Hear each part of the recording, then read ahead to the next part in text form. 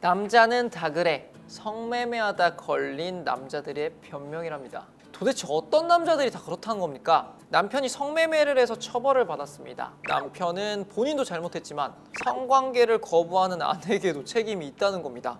오늘은 대놓고 말하기도 조금 민망한 부부간의 성관계에 관해 이야기해 보려고 합니다. 성매매한 남편과 성관계 거부한 아내, 혼인 파탄의 책임은 누구에게 있는 걸까요? 오늘 사연으로 알아보시죠. 네, 오늘 사연의 제목은 성매매 남편 대 성관계 거부 아내입니다. 조금은 민망하지만 부부관계에서 너무나도 중요한 성에 관련된 내용인데요.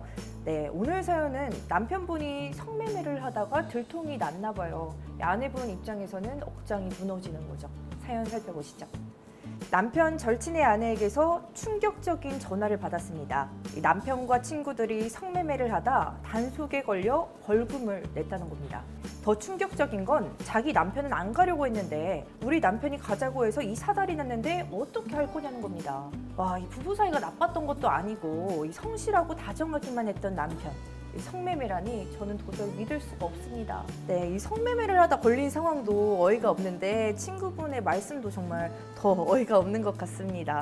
내 남편은 안 간다 했는데 제 남편 때문에 갔다니 이게 무슨 말이에요? 사춘기 걸린 아들도 아니고 이게 무슨 상관입니까? 당연히 안 걸리려고 생각하고 갔겠죠. 그러다 단속에 걸렸으니까 본인도 당황은 했겠지만 일단 걸리면 막 이런저런 핑계 막 갖다 붙이는 거죠. 사업 때문에 갔다. 영업 상대여서 갔다. 그리고 술 너무 취해서 갔다. 특히 제일 많이 하는 게 이제 친구나 상사가 가자고 해서 어쩔 수 없이 끌려갔다. 그런 것까지도 요즘 많고 이거는 뭐 흔한 건 아닌데 오히려 적반하장으로 네가 성관계 안 해줘서 내가 갈 수밖에 없었다. 이렇게 얘기하는 분들도 있는데 무슨 미성년자 애기도 아니고 남이 끌고 간다고 가는 것도 이상하고요. 상대가 거부를 한다고 왜 불법 행위를 합니까? 그래서 뭐 납득이 되는 사유는 아니죠. 네, 이런 별 구차한 변명들을 다 대는 것도 본인이 스스로 잘못한 걸 아니까 그런 이유들을 만들어내는 게 아닐까 싶습니다. 그럼 계속해서 사연 읽어보도록 하겠습니다. 네, 단속에 걸려 벌금까지 낸 남편은 성매매 사실을 인정할 수밖에 없었고 이 아이를 봐서 한 번만 용서해달라고 싹싹 빌었습니다. 남편이 아이를 입에 올리는 순간 이성을 잃고 그 인간의 목을 졸라버릴 뻔했습니다. 너무 불결해서 도저히 함께 살 수 없을 것 같은데 아이가 아빠 없이 살 생각을 하면 이혼도 망설여집니다. 와, 이 아이를 생각했다면 사실 이 성매매를 안 해야지. 할 거 다 해놓고선 이 아이를 들먹이는 것조차도 정말 어이가 없는 것 같습니다. 사랑하는 아이를 이렇게 이용하다니 얼마나 분했으면 이 남편의 목을 졸라버리고 싶다 이런 생각까지 들었겠습니까? 변호사님, 이 성매매가 사실 우리나라에서 불법이 아닌가요? 당연히 불법이죠. 그리고 아내분도 당연히 화가 나서 하는 말이지만 절대로 목을 조르면 안 되는 거고요. 목 조르는 것도 불법이니까. 이런 상황에서 피해자가 가해자로 완전히 바뀌진 않지만 너무 막 화가 난다고 하다 보면 자기도 가해자가 될 수 있으니까 조심을 해야 되고요. 성매매는 다시 한번 말씀드리지만 그냥 불법입니다. 뭐 사유가 중요한 게 아니에요. 그리고 이 경우에는 증거도 우리가 채집할 필요도 없죠. 걸렸으니까 경찰서 가면 기록이 다 있잖아요. 증거가 없을 때는 증거를 그래도 수집을 하는데 그 증거 수집이 우리가 생각하는 것처럼 막 가서 사진을 찍고 꼭 그래야 되는 건 아니고요. 뭐 걸린 정황이 있을 거 아니에요. 그래서 남편한테 너 이거 다시는 가지 않겠다는 각서 써와 라고 하면 남편이 이제 각서를 쓰겠죠. 근데 그 각서는 안 가겠다는 약속이 아니라요. 자기가 갔다 왔다는 걸 시인하는 데 의미가 있거든요. 그래서 꼭 각서를 받아서 증거를 확보하라는 말씀을 드리고 싶습니다. 네, 화가 많이 나더라도 일단 침착하게 증거 수집이 가장 중요한 것 같네요. 그렇죠. 어디 가서 말도 못하고 자존감은 바닥을 치고 행복했던 나의 집은 거대한 늪이 되어 끝도 없이 저를 잡아당깁니다. 아이의 미래도 중요하지만 제가 행복해야 아이도 잘 키울 수 있을 것 같다는 생각이 들더라고요. 용기를 내서 남편에게 이혼하자고 했더니 싹싹 빌던 남편 행동이 돌변했고 저는 또 한 번 충격을 받았습니다. 이 성매매 정도는 남편의 바닥이 아니었습니다. 자기는 원래 그런 사람이 아니었는데 제가 성관계를 거부해서 어쩔 수 없었다는 겁니다. 그러니 자기도 잘못했지만 저도 잘한 건 없다는 겁니다. 그리고 대한민국 남자 중 업소 한 번도 안 가본 놈 있으면 나와보라면서 제가 몰라서 그렇지 남자와 여자는 원래 성적 욕구가 틀리다며 적반하장 큰 소리를 칩니다. 와, 이거 정말 너무 충격적인데요? 저 정말 어떻게 이렇게 적반하장으로 나오는 것도 충격적이고 이 남자와 여자 이 성적 욕구가 다르다는 말은 저도 들어보긴 했지만 정말 대한민국 남자 중에서 업소 한 번 안 가본 사람이 없다는 게 사실인가요? 이 사람이 진짜 큰일 날 소리를 하고 있는 거죠. 그러니까 우리나라에 그런 범죄는 없지만 이거는 집단 명예훼손이랑 비슷한 거예요. 안 그러는데 자기가 한 행동을 포장을 하고 이게 일반적이라는 걸 얘기를 한 나머지 다른 사람들도 다 같이 죽자 이러면 얘는 남자들도 다 적으로 돌리는 거고, 요즘에는 막 그런 자리도 없어요. 자기가 싫은데 막 억지로 끌려가야 되는 자리도 없고, 심지어 술도 안 권하는데 누가 성매매를 강제로 권해요. 그것도 그래요. 그래서 되게 개인의 일탈로 시작한 건데 이거를 포장하려고 하는 굉장히 비루한 변명이고, 이게 옛날에는 이게 굉장히 남자들만의 문제였는데 지금은 이제 여성분들도 그런 업소, 뭐 호스트바나 이런 데 가는 것 때문에 이혼 상담으로 찾아오시는 분들도 되게 많거든요. 그래서 이런 부분은 일단 첫 번째로 불법이고요. 두 번째로는 자기의 일탈인 거지 성별이나 종족이나 뭐 업종의 특징이 아니에요. 그래서 이거는 그냥 반성하셔야 됩니다. 네, 우리가 흔히들 말하는 이혼 사유가 성격 차이라고 하잖아요. 그런데 이게 사실 이 성격 차이가 아니라 성격 차이다라는 말이 있기도 하더라고요. 좀 놀랐는데 변호사님, 사실 이 성 문제 가지고 이혼 상담을 오거나 소송까지 가는 경우가 많나요? 없진 않죠. 물론 가장 많은 이혼 사유는 외도긴 해요. 근데 외도의 저변에도 성적 만족감이 충분히 못해서 외도를 했다고 표장하시는 분들도 있고, 실제로 이제 섹스리스 부부나 아니면은 서로 간의 성적인 취향 차이로 이제 이혼을 하려는 분들도 되게 많고요. 다른 생활이 원만하고 관계가 되게 좋아도 성관계가 없으면 이제 육체적 욕구 중에 일부가 채워지지가 않는 거잖아요. 그래서 이것 때문에 힘들어하는 분들도 있고, 거기에 대해서 그것 때문에 또 일탈을 해서 거기서 생긴 해프닝 때문에 힘들어하는 부분들도 있고, 그리고 이제 우리나라 대법원에서도 성관계라는 게 혼인에서 굉장히 중요한 부분이라는 걸 인정을 하고 있거든요. 그래서 이런 것들을 다 생각을 해봤을 때 성관계가 좋으면 이혼율도 그만큼 낮아지고, 이혼을 하는 부부 중에서 그래도 우린 성관계는 참 좋아요 이런 사람들도 전 많이 못 봤고, 그래서 이런 경우도 굉장히 부부관계에서 중요하기도 하고 이혼 사유로도 굉장히 큰 포션을 차지하고 있는 건 맞습니다. 네, 그렇겠죠. 그런데 이 사이가 정말 너무 나쁜데 이 잠자리를 가지는 경우도 드물지 않을까라고 생각을 합니다. 하지만 주변에 보면은 섹스리스 부부들이 굉장히 많은데 이 부부 간의 성생활이 없다고 이 외도나 성매매가 합리화가 되지는 않을 거 아니에요. 네, 성관계 거부하는 배우자도 이혼 사유가 될까요? 특이하긴 하겠지만 이혼 사유가 될 수 있어요. 아까 말한 것처럼 우리나라 대법원에서도 성관계가 부부관계에서 굉장히 중요한 것, 심지어 혼인의 본질이라고까지 인정을 한 경우가 있고요. 그리고 이제 결혼을 할 때는 이제 서로의 동침, 그런 것들을 다 이제 약속을 하는 거기 때문에 그게 충족이 안 됐고 그것 때문에 정상적인 부부 생활이 어려워지고 부부관계가 점점 안 좋아지면 그것도 이혼 사유는 될 수 있고요. 다만 이 사람이 저랑 뭐 성관계 안 해줘요 이것만으로 이혼 사유가 되는 건 아니고, 그거에 대해서 문제의식을 느끼고 한 사람은 계속 이걸 해결하려고 뭐 우리 이렇게도 해볼까, 뭐 치료도 받아볼까 이런 노력을 했는데 상대가 뭐 거기에 대해서 전혀 협조를 안 하거나 이런 것들이 쌓이면 그때는 이혼 사유가 될 수 있는 거죠. 근데 오히려 이제 회복 노력을 전혀 하지 않은 상태에서 바로 이제 인정이 되긴 쉽지는 않은 거죠. 당연한 거는 그렇다고 해도 성매매가 정당화되지는 않습니다. 맞아요. 정말 정당화되면 절대 안 되는 거죠. 그런데 이 외도와 마찬가지로 이 성매매도 증거를 안 남기려고 정말 노력을 했을 것 같은데, 지금 사연 같은 경우는 이 단속에 걸려서 어쩔 수 없는 거긴 하지만 혹시 나의 배우자도 의심스러울 수 있잖아요. 이 성매매하는 사람들의 특별한 이런 행동 같은 게 있을까요?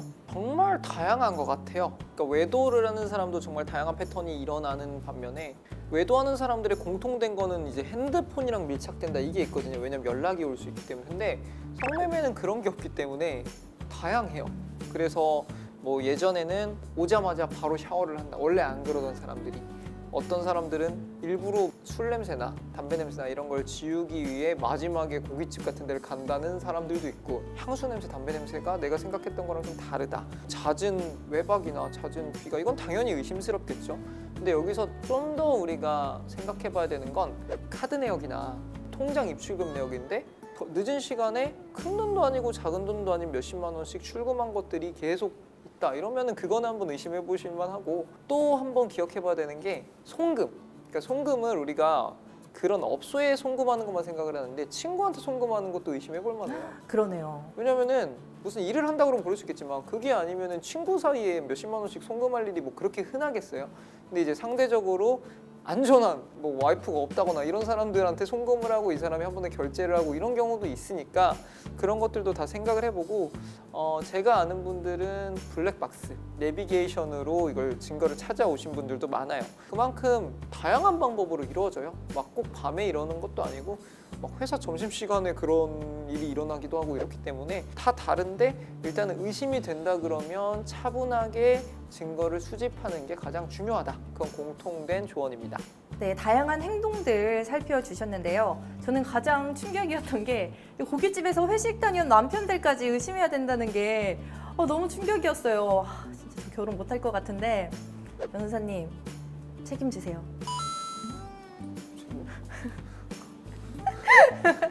플러팅 아닙니다. 아니 뭐 제가 그런 것도 아니니까. 근데 이제 우리가 이 일을 하고 있으니까 저도 이제 변호사 일을 하면서 이혼 사건들을 많이 하니까 어느 정도 선입견 같은 게 생기기도 한데 항상 경계를 하는 거고요. 우리 같이 이런 방송들을 찍다 보면 이런 것들을 계속 접하는데 이거는 그냥 내가 이 일을 하니까 여기에 많이 노출이 되는 거지 굉장히 사회 전체적으로 보면 극소수한테 일어나는 일이에요. 그것 때문에 뭐 남자에 대한 안 좋은 선입견이나 결혼 생활에 대한 불안감을 벌써부터 쌓으실 필요는 없을 것 같습니다. 네, 알겠습니다. 그러면 또 하나 질문이 있습니다. 섹스리스 부부든 정상적인 성생활을 하는 부부든 성매매를 한 배우자에게 이혼 청구를 할 수 있을까요? 당연히 할 수 있죠. 성매매는 뭐 외도랑은 조금 다르지만 부정행위에 속하는 건 맞아요. 근데 우리 법에서 이혼 사유의 부정행위를 정하고 있으니까. 다만 이제 이게 법정에서 인정되려면 아까 말씀드린 것처럼 증거를 명확하게 남겨야 되고요. 뭐 경우에 따라서 스포는 성매매가 아니다.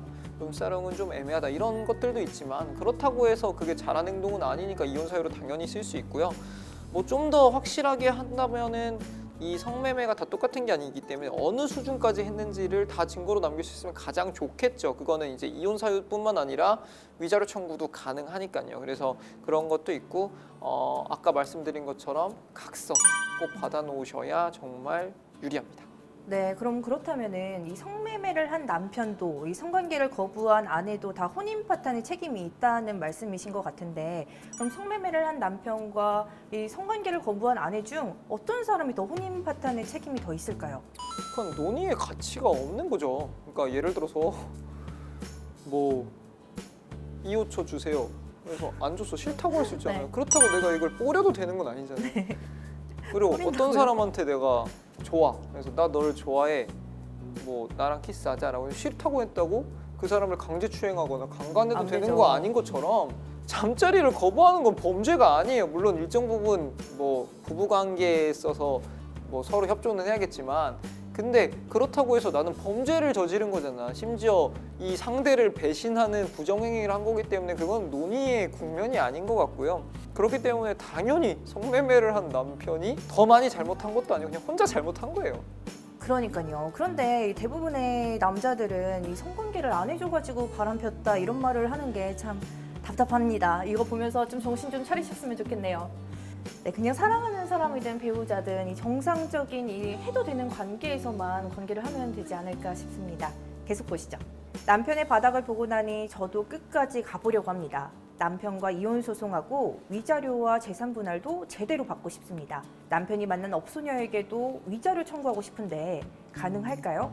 네, 아내분 이제 갈 때까지 가보자 이런 전략을 가는 것 같은데요. 이 남편에게는 당연히 위자료랑 재산 분할 받아야 되는 거 맞지만 이 업소에서 만난 여자에게도 위자료 청구가 가능할지 궁금합니다. 우리가 직장이나 다른 데서 만난 여자와 외도를 하면은 위자료 청구가 가능하잖아요. 근데 업소에서 만난 사람은 외도가 아닌가요? 아무래도 외도라고 보기 좀 애매한 경우가 있죠. 왜냐면은 성매매라는 거의 정의는요. 금전적인 걸 받고 불특정 다수한테 해야 되거든요. 그렇기 때문에 이 성매매를 한 사람은 내 남편이어야만 하는 건 절대 아니에요. 거꾸로 말하면 이 사람은 이 상대방이 유부남이든지 뭐 유부녀든지 뭐랑 관심이 없다는 건데 이 사람이 나한테 불법 행위를 저질렀다고 내가 손해배상 청구를 하려면 이 사람이 이 행동을 하면 나한테 피해가 올 거라는 걸 알았거나 알 수 있다는 걸 내가 증명을 해야 되는데 사실 거기서 종사하는 사람은 그걸 모를 가능성이 많죠. 굳이 제가 그렇게 해서 위자료 안 받아도 성매매를 하는 그 사람도 불법행위 한 거예요. 그렇기 때문에 거기에 대해서 막 무리하게 해서 스트레스를 받는 거는 굳이 추천 안 드리고요. 그냥 뭐 이혼을 하시면서 남편한테 위자료를 받으시든 그 업소를 고소하시든 그런 방법을 저는 많이 추천드릴 것 같습니다. 근데 얘기하다가 생각나는데 이 성매매한 상대에게 위자료를 받으면 성매매가 없어지지 않을까 이런 생각이 들었어요. 이 성매매를 하는데 만약에 뭐 몇십만 원을 내고 성매매를 하고 그리고 그 청구가 막 10배, 100배로 이렇게 받으면은 성매매 안 하지 않을까요? 그거는 이제 너무 단순하게 생각을 하는 건데 그러면은 이제 예를 들어서 마약범에 대해서 벌금형을 올리고 징역형을 더 올린다고 했을 때 일정 부분 떨어지긴 하겠지만 그 사람들이 그 일에 하는 거는 안 걸릴 거라 생각해서 하는 거지 걸렸을 때 이 처벌 수위가 낮아서 그런 행동을 하는 게 아니거든요. 그리고 아까 말씀드린 것처럼 성매매를 한 사람 역시 그걸 산 사람 못지않게 처벌을 받아요. 그래서 이미 우리나라에서는 그 사람을 처벌하고 추징하고 하는 제도들이 있기 때문에 꼭 위자료를 인정한다고 해서 크게 변할 것 같지는 않습니다. 오늘은 배우자의 성매매로 인한 혼인 파탄에 대해서 알아봤는데요. 이 배우자와의 성적 문제로 갈등 중이시라면 친구에게 물어보지 마시고 이혼 전문 변호사한테 물어보세요. 이혼 전문 변호사 심규덕이었습니다.